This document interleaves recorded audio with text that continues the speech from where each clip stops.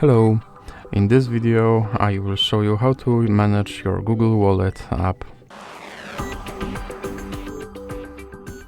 So you have to start with opening your Google Wallet app.